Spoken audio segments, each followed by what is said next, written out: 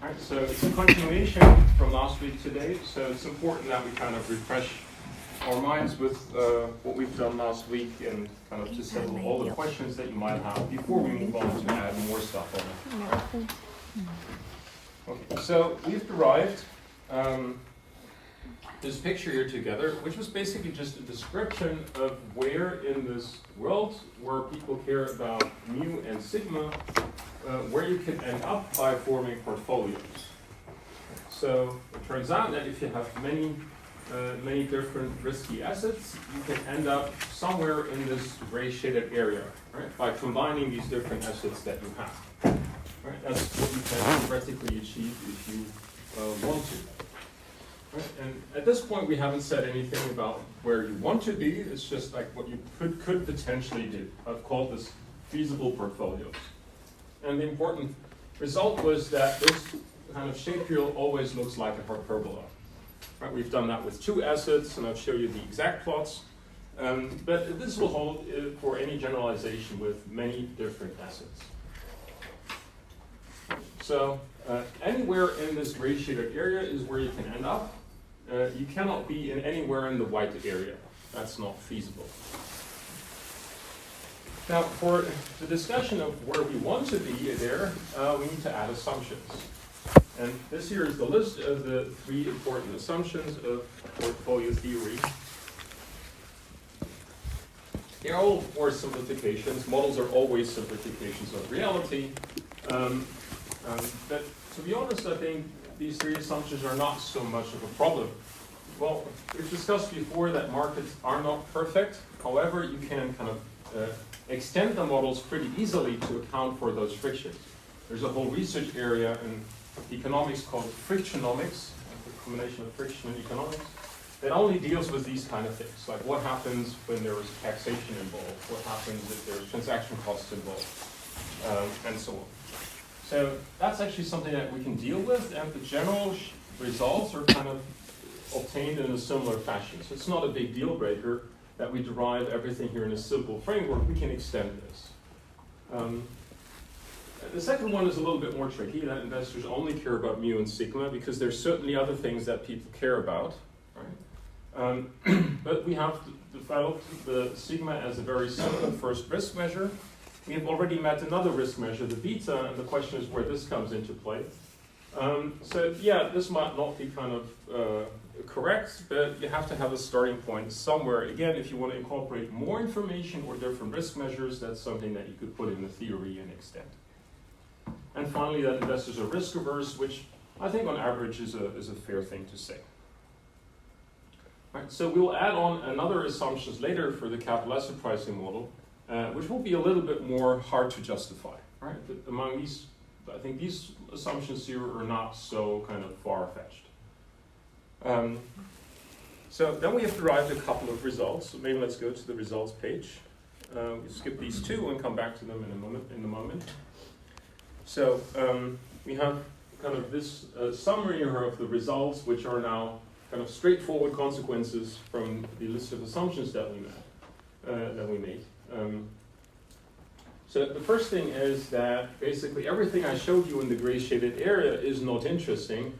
So investors only care about the efficient frontier. Let's go back to the picture to show where the efficient frontier is. The efficient frontier is the upper part here of the hyperbola of the kind of border around it. So it starts at this portfolio, which we call the minimum variance portfolio, and it moves all the way up there and continues to the upper right. So you don't want to be in the lower part of the hyperbola. Again, the reasoning was that if you kind of pick a portfolio here on the lower part of the hyperbola, well, that is for that given level of return, the portfolio with the lowest risk. However, for the same risk, you would find another portfolio which has a higher return. So you'd always want to be as far up as you can and as far left as you can.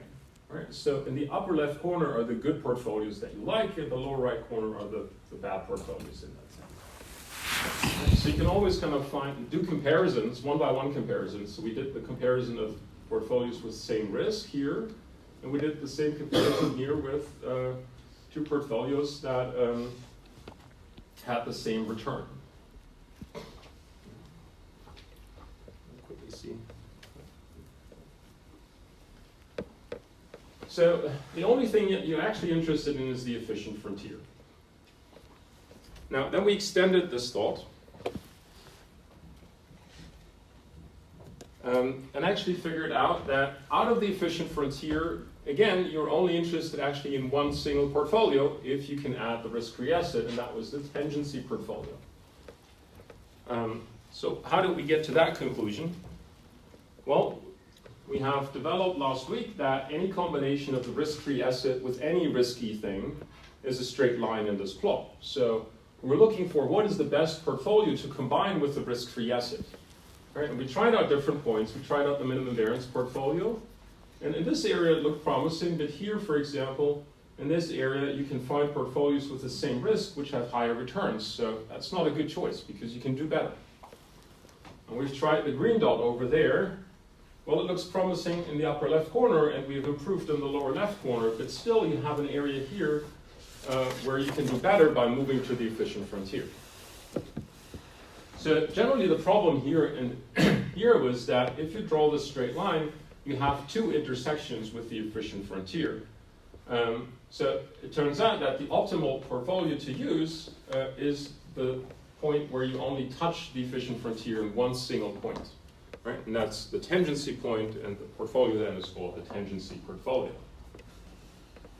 Another way to look at this is basically the question, how much return do I get per unit of risk? And this could be kind of read from this graph as well, because it's actually the slope of this line. And the slope can be determined by dividing like how many values you do go up when you go a certain number of units to the right. Right? So we looked at kind of the slope is this triangle here.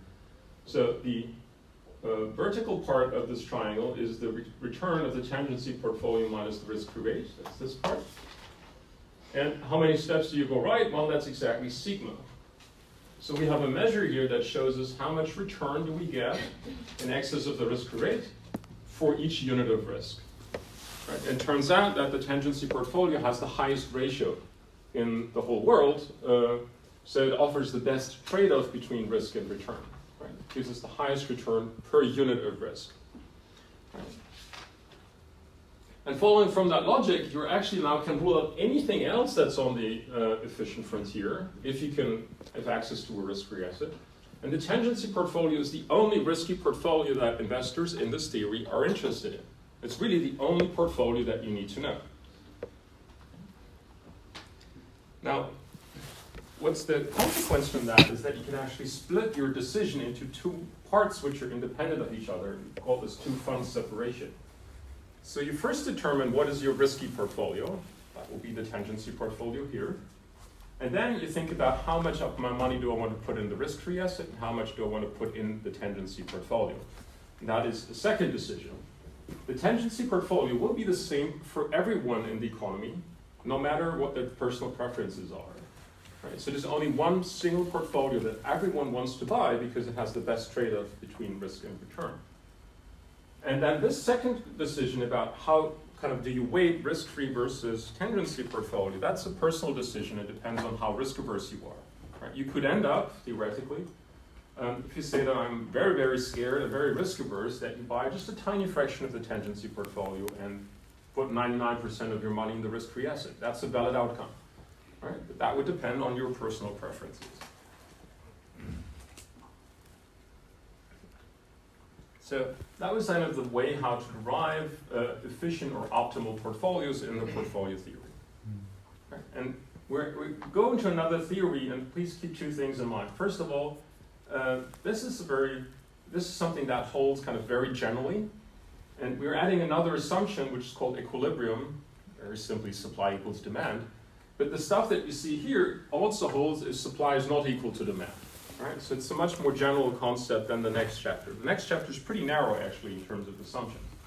Right? So this is a very, very general thing. We also don't worry about where the prices come from or the returns that we put in the plot. We just say, okay, they're given. Right? So expected returns and risks are something that we can measure, that we can observe, but we don't ask the question where the prices should be. So you observe market information, and then based on that, you form your best decision. Right? So. Like even if you believe that people are, or that markets are not rational, not functioning very well, this could still be applied. I mean, it's a very, very general theory with not so strict assumptions, I would claim. We've introduced another term, and that was the term of capital market line. We'll meet another market line, the so-called security market line, and it's important that you be able to distinguish that. So the capital market line is the red line that you draw through the risk-free asset and the tendency portfolio. That's the capital market line. In this picture, we put the volatility on the x-axis. The other line, which I'm going to introduce to you, has another variable on the x-axis. It has the beta on the x-axis, and then we call it the security market line. Right? Be able to distinguish those two things, they're different plots, basically. Even though they're both straight lines, but they have fundamentally different meanings. The slope of the capital market line is the Sharpe ratio of the tangency portfolio.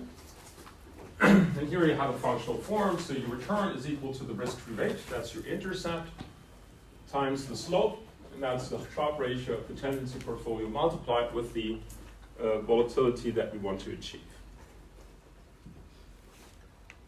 Now, I've already mentioned that we're going to move on in the next chapter to a model with supply and demand. Well, we have already made kind of half of that derivation, because we can now say that the tangency portfolio and thus the capital market line represents demand by investors. Everyone wants to have a tendency portfolio, so that's demand by investors. Right? So we're going to use this as kind of a key result to carry over to the next theory. Right? So all the results from here will kind of be valid and hold in the next chapter.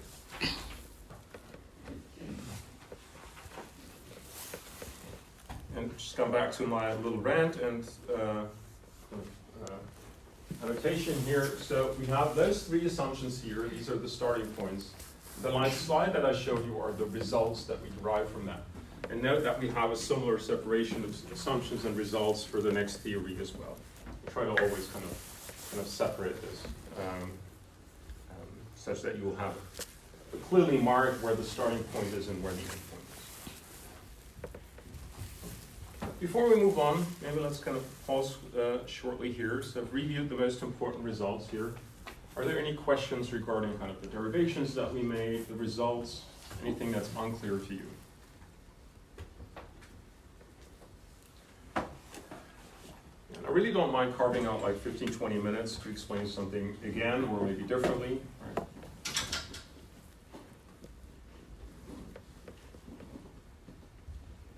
I just don't want to go over this too quickly because it's an important concept. This more and more now, and you have trouble understanding something in the initial steps, then you might not be able to follow along very well. Okay, so and maybe let's start with the next chapter. And the two slides that are kind of in the middle here are actually something that's part of the derivation of the capital asset pricing model. I'm never really sure where to put it because strictly speaking, it belongs to a portfolio theory. So it's a general result from portfolio theory, but it's an important step in the derivation of the capital asset pricing model. So I will jump back and forth a little bit here. I don't want to kind of jump in right with the math before we understand what we want to do at the end of the day. So let's start with the capital asset pricing model, or short CAP.